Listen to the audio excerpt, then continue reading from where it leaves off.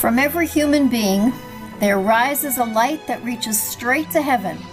So when two souls that are destined to be together find each other, what we find is a greater light going forth from their united being.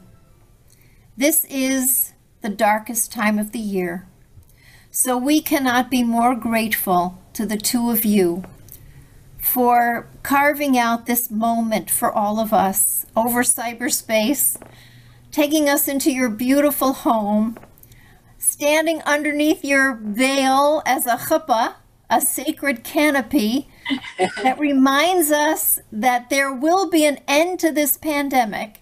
And just as the walls of your chuppah are open, so we will be welcomed there to celebrate with you in person one day soon. That's our hope. But we thank you for giving us this time when we remember that it's human beings that are the source of light. And so that we can be here with you on this day is a gift to all of us. So let me welcome those of you who are gathered, in the name of all that is good and high and holy, to this place that is made sacred by your love for Erica and for John and their love for you. And now I before I welcome the two of you, I'm going to ask you to light a candle. Because I know that though we are here, those of us who can be here in this world with you, there are many, many angels from the next world. Angels come in lots of different forms. And I knew Ken, by the way, many, many years ago. And I know he is now an angel as well. So for all the angels that we know are surrounding you and giving you blessing and wishing only the best for you. Certainly your parents, you know, John's parents and Erica's parents, and of course Ken, and also Frank, your brother-in-law of blessed memory. And I'm sure that there are many in the generations that this candle represents. May they be angels for you and bring you blessings in these next years that you have together. And so now let me welcome the two of you with these words. Bruchim habaim b'shem Adonai. Blessed are the two of you who come in the name of all that is good, with so many gifts, gifts of your hearts, gifts of your mind, gifts of the two worlds that you have brought together. And the little bit that I have learned over meeting with Erica, planning for this, John, I know you and Erica could not be more different in a lot of ways. You know? Really. But isn't that the wonder of all of this? That we human beings, we have the holy chutzpah, we say, to take people from two different worlds, take people who could not be more different, say the words, perform the rites, and give them the challenge to become family. And I know that's what you've been doing over these past 22, knowing each other, and 20 years of being married. You have been working at being family. And I know what that means. It means that the sweetness is sweeter because you share it, and the bitterness less painful. It means that you are committed to each other in spite of the bumps and because of the blessings. So I'm going to ask you to take that first cup of wine or juice. Told me it was like a really interesting juice. Apple mango passion fruit. Oh, couldn't be better. Apple mango passion. I think there's a special blessing for that, but I'm going to use the blessing. And what I'm going to say is, Baruch atah Adonai Eloheinu melech haolam, borei pri hagafen. Blessed is this cup of life. Because when you drink from this cup of life together, what you promise is to share the sweetness with each other, your accomplishments, all of the things that you are grateful for, You're grateful even more because you can share them.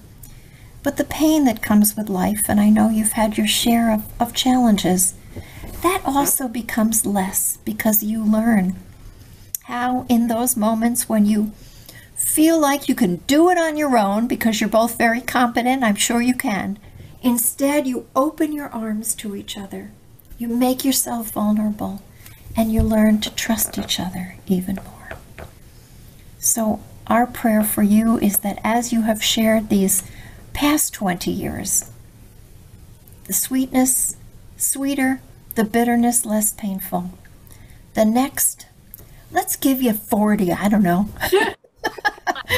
The next good years, the next years together, may they be even sweeter. May the sweetness tip the scales. May the bitterness be less, the sweetness be greater. So say with me, everybody out there, Amen.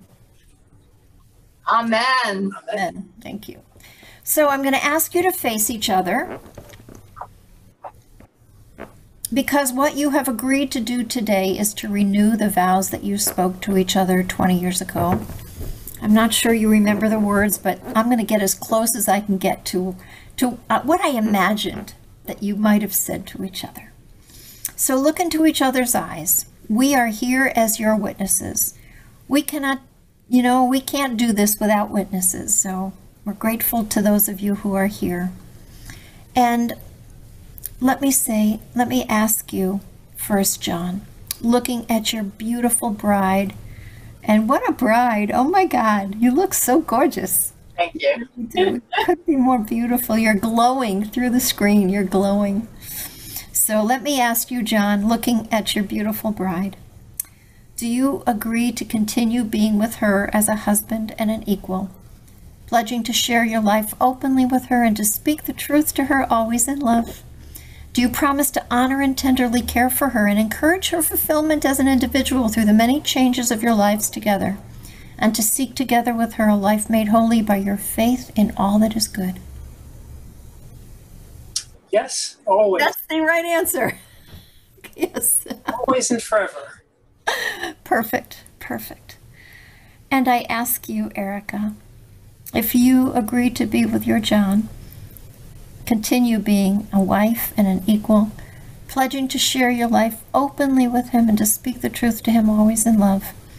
Do you promise to honor and tenderly care for him and encourage his fulfillment as an individual through the many changes of your lives together, to seek together with him a life made holy by your faith in all that is good? I do, enthusiastically. Beautiful. And so in keeping with this declaration that you've made, with these witnesses watching on, I'm going to ask you to rededicate your rings to each other. So, John, I'm going to ask you to hold these rings in your hand. This is something I learned from a priest, actually, a long time ago. Why not? I did a wedding with a priest once, and he said, take the rings and consecrate them. So, John, you're the consecrator today. Hold those rings. And what that means is it reminds us that it's up to us to take the ordinary and lift it up, to feel the holy in it, to take what is, just a plain ring, right? But to imbue it with sacredness and to find the extraordinary, so that you can do that with everything you do, as you've done today. From the beautiful dress, to the flowers in your hair, to the kippah on your head, John. You have taken ordinary things, you've raised them up, and you've helped all of us to believe that the extraordinary is possible. And so, John, I ask you to take this ring, replace it upon the marriage finger of your bride, and speak to her these words. This ring is an outward symbol. This ring is an outward symbol Of an inward spiritual and unbroken circle. With this ring, let the world know let the world know that this is my beloved, that this is my beloved, and this is my friend. and this is my friend. Amen. And so, my dear Erica, I ask you to take this consecrated ring so that every time you guys look down upon it, you are renewed. You are renewed. There is nothing old about this marriage, right? There is nothing old about this relationship. And I know you know this because you've been married 20 years, right? You know that every day you can have a new adventure. You know that every day you can discover something new about your beloved. You know that you're just at the beginning, right, of knowing the soul of this other person who graces your life. So, Erica, take this ring, place it upon John's marriage finger, and speak to him these words. This ring is an outward symbol. This ring is an outward symbol Of an inward spiritual. of an inward spiritual And unbroken circle. and unbroken circle. With this ring, With this ring, let the world know let the world know this is my beloved this is my beloved and this is my friend. and this is my friend. Woo! So, we say, Baruch atah Adonai Eloheinu melech haolam asher kitshanu b'mitzvotav v'tzivanu al yodei chuppah v'kiddushin. Oh my gosh, look what you've done, God. You've given us again this holy chutzpah to take two people and reaffirm that they know they are going to do what it takes to be a family in this world, because there is nothing that gives us hope more than two people who commit to being kind and loving and compassionate with each other first, and know that their home, their shalom bayit, their house of peace, will spread forth peace to all creation, giving us all hope that the good in us will win. So you have a ketubah, a marriage contract. I have a copy of it right here, and I know you've got the real thing right there. The real thing right here. So the ketubah, you know, they definitely signed a marriage license 20 years ago. They're legally married. But this is the moral, ethical, and spiritual commitment that they are making to each other this day. So Rabbi Talvi, should we sign it now? This is the time. It's the time, okay. The bride and groom will sign. I know it is signed by an officiant. And as they're signing, I'm going to read what it says. It says, on the 4th day of the week, which is today, the 16th day of the month of Kislev, just after the full moon, in the year 5781, corresponding to the 2nd day of the month of December in the year 2020, the Holy Covenant of Marriage was re-entered into in Jersey City, New Jersey, between the groom, John Richard Crotty, and the bride, Erica Hope Levy Klein.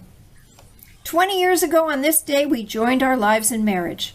We promised to cherish and honor each other with faithfulness, integrity, and profound perpetual love. This we have accomplished, and today we reaffirm our commitment to each other as beloveds and partners in marriage. We continue to strive to be sensitive to each other's needs, to be open and understanding with each other, and to share our thoughts, our feelings, and our experiences with each other. We renew our promise to try to always to bring out the qualities of forgiveness, compassion, and integrity in ourselves and in each other. We continue to cherish each other's uniqueness. I love that. We continue to share in life's joys and remain steadfast and comfort each other through life's sorrows. May we forever continue life's journey beside each other, our hearts still filled with love, respect, and admiration, as they were so many years ago. May our love and caring for each other grow stronger. May we continue to cherish each other always, and I'm going to add, and grow old together in good health. Yeah. That's So I'm going to ask the congregation to say with me, Amen, one more time. And now there's one last thing that we need to do. And this is the Sheva Brachot, the 7 blessings. The rabbi said that there were 7 heavens visible to the ancient's naked eye. And so they said there were 7 levels to the innermost soul. So I'm going to give you 7 blessings. And the 7th one, John, is going to be a special blessing from your bride to you. It's a surprise. So let me begin. I'm going to ask you to hold the cup because I'm going to offer the first 6, and then we're going to receive the 7th in the form of a surprise. So the first blessing again is for joy. May you always have a reason to laugh and to smile. And the congregation will say with me, Amen. The second blessing, I'm going to abbreviate them. Let's see. The second blessing says, let us find meaning in everything that we do. You know, life can give us lemons. We will make lemonade. We will find meaning in everything. And so let us say Amen. The third blessing is about complimenting each other. You know, about being yin and yang for each other. As we know that the two of you are. Together you can be complete. As we say Amen. The fourth blessing says, being together makes everything possible, right? What you bring to each other makes all your dreams come true. The sixth blessing says, we will rejoice when our children are happy. And I know some of the children, the stepchildren, are here. So, no, we will be happy when the next generation, when our children are happy, we can be happy. And I know, Erica, how much you love them and they love you. And so we say, in gratitude for the generations, we say, Amen. And the next blessing says, we hope that as you stand on the shoulders of those who have come before, you will rejoice as our ancestors did in the Garden of Eden, where everything for a moment was perfect. And so let us say together for this sixth blessing, Amen. And I know we have someone special that's about to come in. This is a blessing right from your childhood, going all the way back to the 1960s in your youth.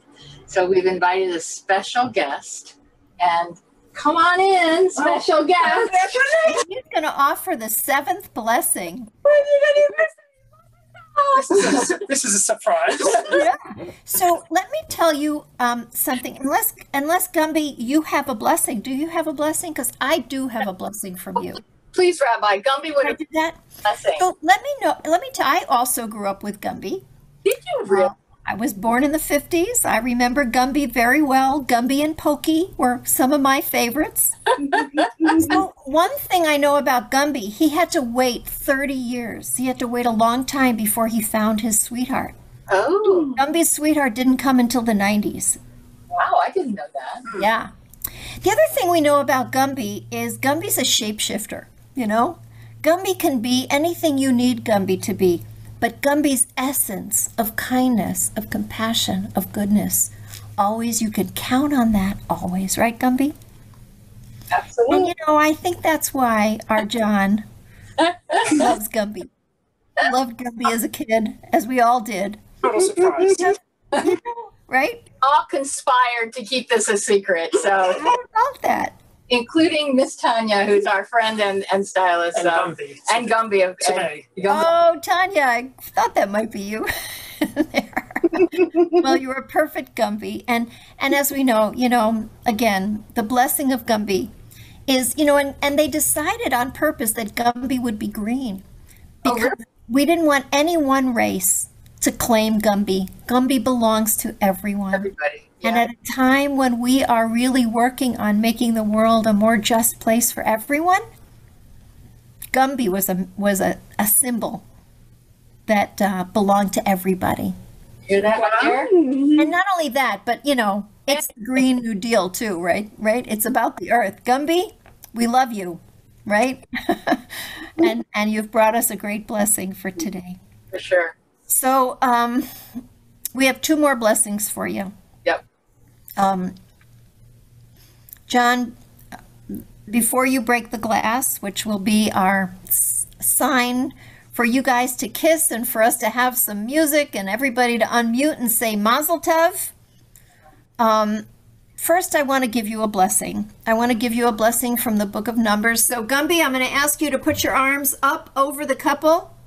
You will be the actual blesser of the couple there. I'm going to ask all of us to put our arms up and bless John and Erica so that they can have, that all of their dreams can come true.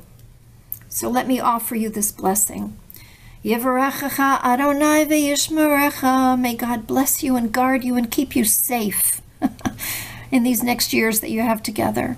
Ya'er Adonai panav elecha v'chuneka. May the light of God's love continue to fill you with light and hope and love, and show you grace and mercy. Yisa Adonai panav elecha v'yasem lecha shalom. May all that is good and high and holy bless you with shalom, bless you with peace in your hearts, in your home, in our communities, and God willing soon, because of you, may there be more shalom, more peace for all creation as we say Amen. Amen. And John, the reason we break the glass is because we know that even though you guys have created this perfect moment for all of us to share, we know outside is still broken. There is still brokenness out there. There's still COVID. There's still hunger and homelessness and all of the isms that are torturing us. But we will not dwell in the brokenness because we know that because you are family, that you will continue to be the beautiful family that you are, honoring each other and honoring all those who love you, that the world will be a less broken place because you continue to be family in it. And so are you ready? Let's count to 3. 1, 2, 3.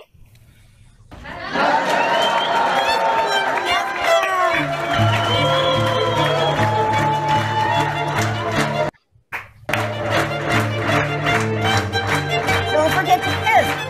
Don't forget to kiss.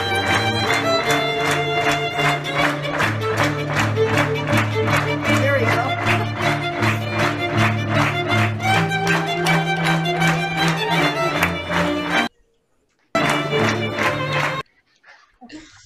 Well, I apologize. We have music and it's not playing. Oh, I heard it. It You was did? Okay, good. Okay, good.